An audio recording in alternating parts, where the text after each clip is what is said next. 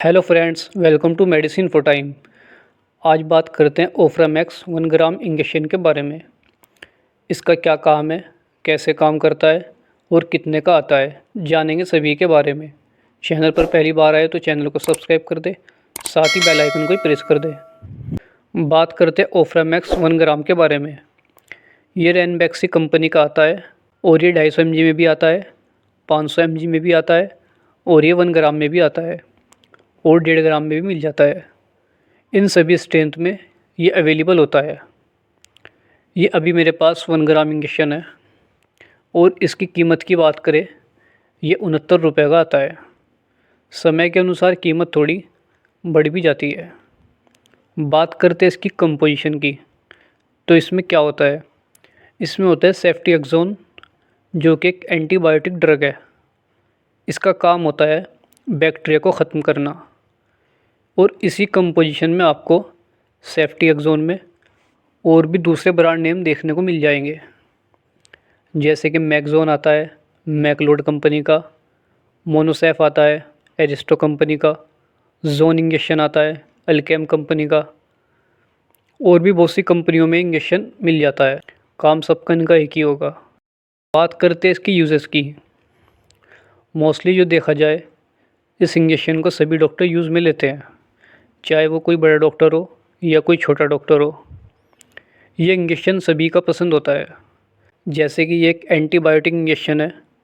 जैसे किसी को बैक्टीरिया का इन्फेक्शन हो जाता है, किसी के गले में इन्फेक्शन हो गया हो, कुछ निगला नहीं जा रहा है, सूजन आ गई है, उसमें इस इंजेक्शन को यूज़ लेते हैं। या किसी को यूटीआई इन्फेक्शन हो गया हो, जिसे यूरिनरी ट्रैक्ट इन्फेक्शन कहते हैं। जैसे किसी को पथरी वगैरह होती है और उस कारण पेशाब में इन्फेक्शन हो जाता है, इसमें बार बार पेशाब लगना, पेशाब करते समय जलन होना, दर्द होना, इसमें भी इसका यूज़ किया जाता है।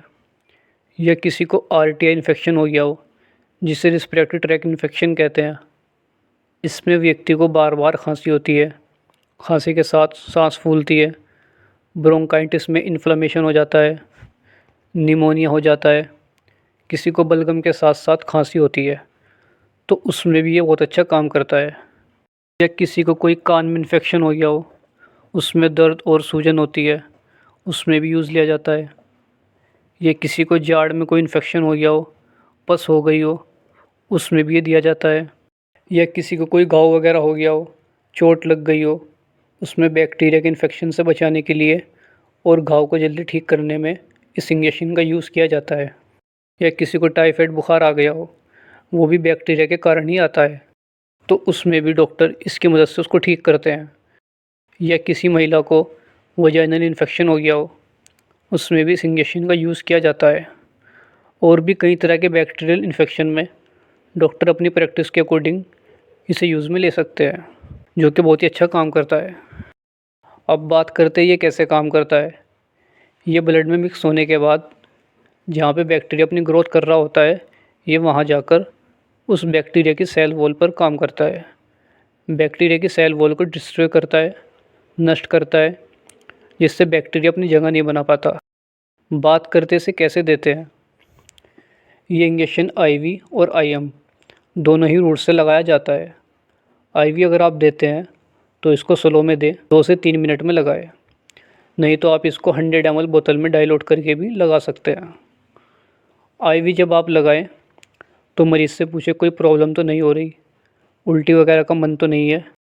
अगर उल्टी वगैरह का मन होता है तो आप वहीं इस इंजेक्शन को रोक दें, ताकि मरीज़ थोड़ा बाहर जाकर रिलैक्स हो जाए, तो उसके थोड़ी देर बाद लगाएं।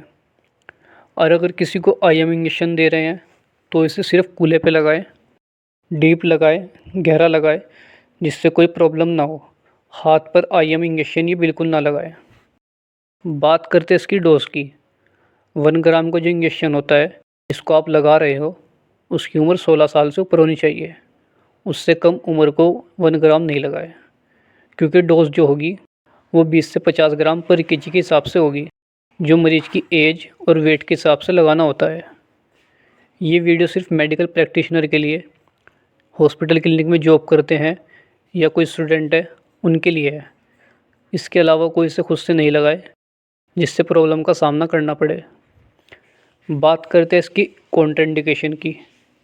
इसे कौन नहीं ले सकता। अगर कोई ब्रेस्ट फीडिंग मदर है जो महिला अपने बच्चे को दूध पिला रही है, उसमें नहीं दे, बच्चे के पेट में पहुंच सकता है। और अगर कोई अल्कोहल लिया हुआ है, शराब पिया हुआ है, तो उसमें दे सकते हैं, कोई प्रॉब्लम नहीं। और अगर कोई प्रेग्नेंट है उसमें भी दे सकते हैं। और अगर कोई इसको लेने के बाद ड्राइव करता है तो वो ना करे, क्योंकि इसको लेने के बाद थोड़े चक्कर भी आ सकते हैं। बात करते हैं इसके साइड इफ़ेक्ट्स की।